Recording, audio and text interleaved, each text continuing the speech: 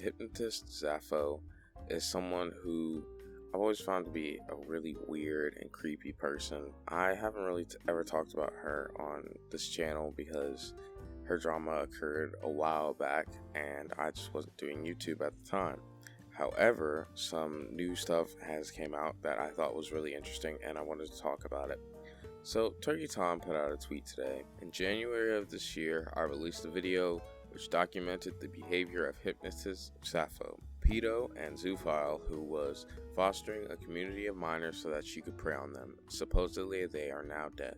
Now, the interesting thing about this is that the only evidence that anyone has of this thing even happening is a tweet being put out that was allegedly from her partner, where she said that she had herself on Saturday morning, and a note where she was saying how things were really bad and that she was grabbing her shotgun, driving off, and she'll probably be done tonight. Now, it's really interesting because she's been making like a lot of moves recently and sort of come back into the public light. She was actually on Neo's VR.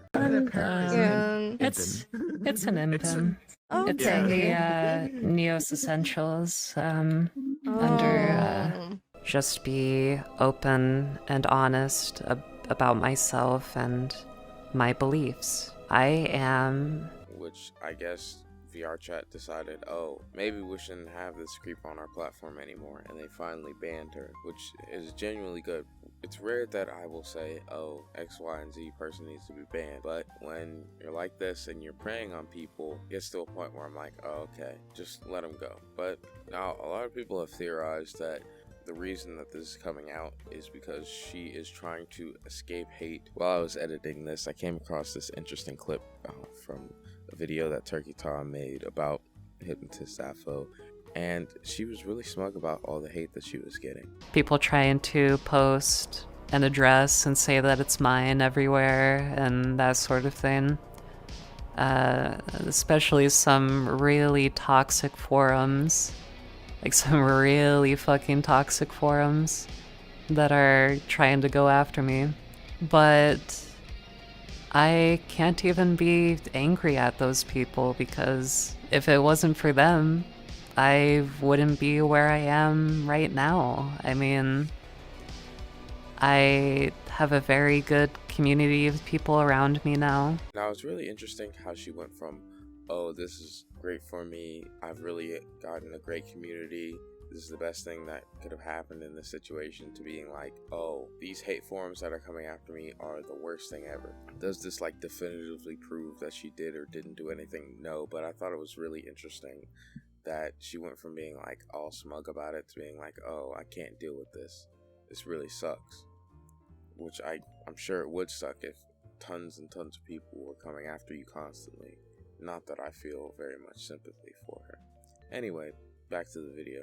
And make it so that people aren't focusing in on her as much, because everywhere she goes, people are attacking her rightfully for being a zoophile, not physically attacking her, verbally. And she wants to avoid that by saying, oh, Hypnotist Sappho died, guys. She's dead.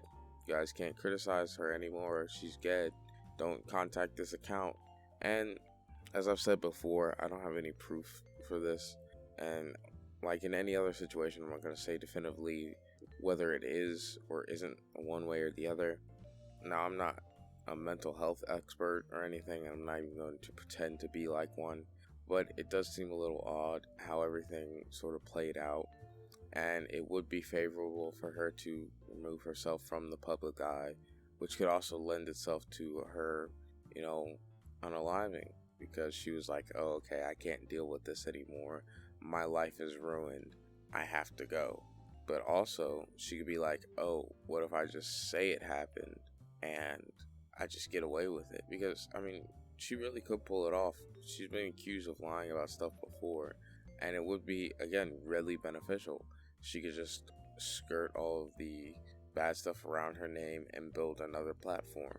Honestly, that could be her goal, to be like, hey, like this attempt at bringing zoophilia into the mainstream culture failed horrifically. Let me just drop out of the public eye, because people don't really know her real name. Her account name got switched from Sappho to Valerie, so people know her first name, and that's it. And Valerie isn't a super common name, but it's not like super duper like, oh, that's a name I've never heard before. Oh, that has to be the girl that was a zoophile. No, she can just skirt around all the controversy and come away unscathed, which is really worrisome if these things are true. Again, I'm not saying it definitively, but it does seem like there's a chance that she's just faking this. And if she is, she could just go right back to what she's doing, trying to cultivate an audience of minors that she can prey on, trying to normalize zoophilia in a different way from the way she already tried, continuing to harm animals like she has in the past. Like, either way, however this story ended up, if she still is alive, if she isn't alive, like, this is just a sad story all around, and it really shows just a person who isn't right in the head, honestly. Again, I'm not a psychiatrist or anything, or a mental health expert, but you gotta look at this and be like, oh, okay, you just are not where you should be mentally, and you shouldn't be going like, oh, I really need to get with a dog, like, that's the thing I need to be doing. No, it's ridiculous.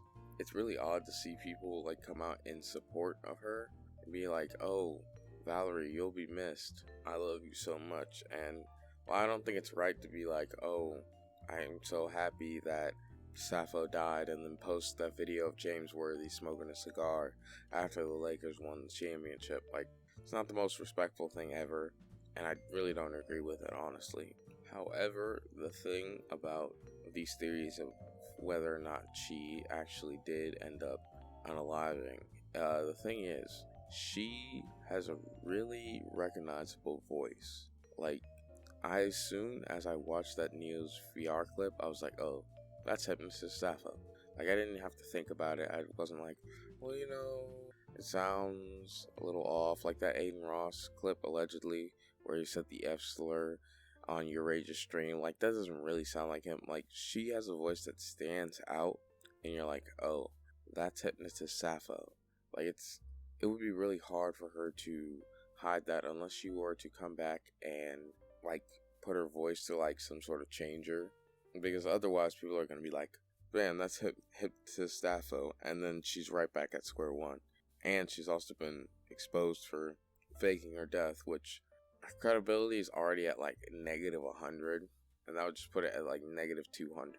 It's not like you can really salvage your reputation at all if you're Hypnotist Sappho at this point, but there's still that feeling of like, oh, you're just a brazen liar. Like, you're not able to be trusted at all in any aspect, which means literally every word that you say, I have to scrutinize heavily, and that means people aren't going to want to be around you, even less than they were when they thought that you were creeping on dogs and cats or whatever.